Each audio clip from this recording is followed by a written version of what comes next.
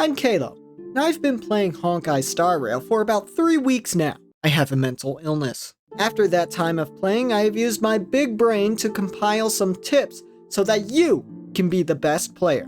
But if you think for a moment that you are better than me, I'll come over to your house and steal your dog. Anyway, be sure to like, subscribe, and enjoy the video. Without further ado, let's get started. Tip numero uno. Save your Starlight. The Starlight is the currency you get from pulling on banners. Why I suggest you save them is because you can use them to buy a 5-star light cone. These light cones are absolutely goated with the sauce and will make your Honkai account very, very good. For example, Bronya's light cone is insane for Harmony characters, or Japard's light cone, super amazing for preservation characters. Now these light cones do cost a whopping 600 Starlight, so it might be a very good minute until you can get one, but I assure you, it's worth it. But Kalo, why should I buy a light cone when I could buy tickets for my favorite waifu? Listen here, mongrel. Those tickets won't get you anything but 3 stars anyway.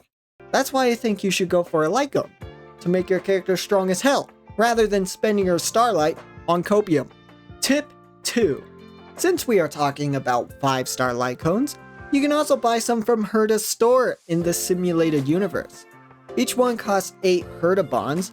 You get these bonds from being an epic gamer by completing worlds and getting your weekly points.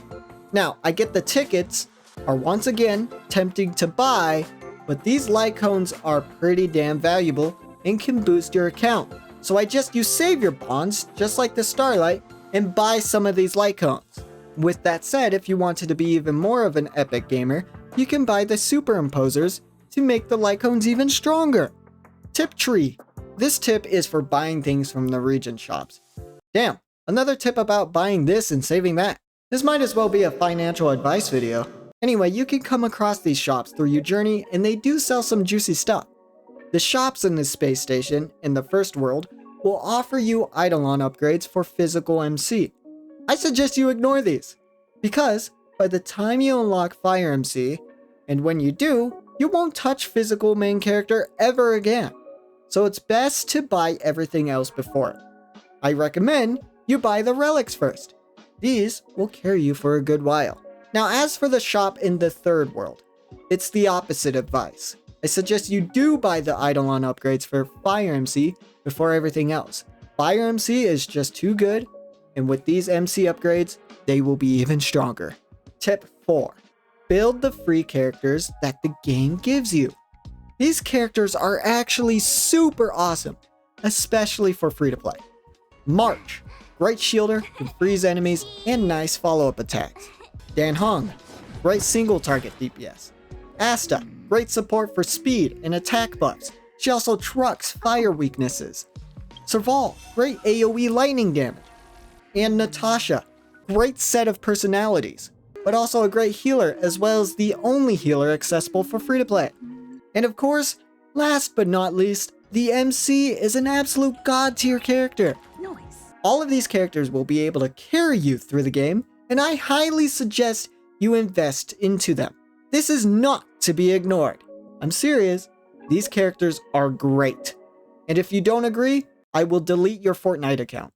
Tip number 5. Don't pull on light cone banners. I don't think it's smart to waste your jades on these when you can get a 5-star light cone outside of gacha. And it's not even that. There are 4-star light cones that are good enough. I believe that you will find more value by saving your jades for character banners only. See it this way. What's better to have?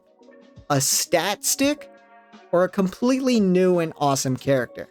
Personally, I feel that having a character is better than a PNG that boosts my stats. Of course, this is mainly a tip for free-to-play players. If you're a whale, do whatever you want, brah. Like I said though, there are 4-star light cones that are good enough for your characters. And if you followed my first 2 tips, you will have 5-star light cones that are perfect alternatives. Tip 6. Build your team right. Every team generally requires a DPS, tank, healer, and a buffer or debuffer. Now, in some cases, you won't need a tank as long as your healing is good, and vice versa. But it's nice to be safe and have both. As for a buffer or debuffer, There are characters that increase your damage, and characters that decrease enemies' resistance to damage. With that information, you can build a team that works well, and you will be able to beat the game just fine. Don't be that guy that makes an entire team of DPS. You're not that guy, pal.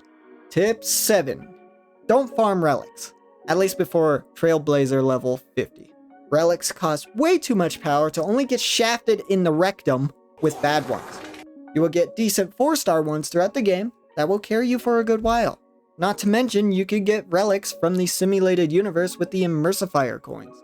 Now, once you get to level 40, you will unlock the ability to get 5-star relics from caverns. But I assure you, it's not time to go all out on relics just yet. Once or twice is fine, but be warned, you most likely won't get one that's better than the 4 stars you already have. Instead, use your power to farm things that are guaranteed to benefit you. Resources for traces, lycones, and the characters themselves.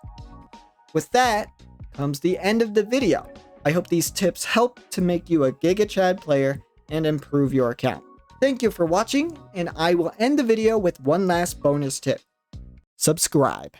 How about you subscribe to Kalo and come back for the next video?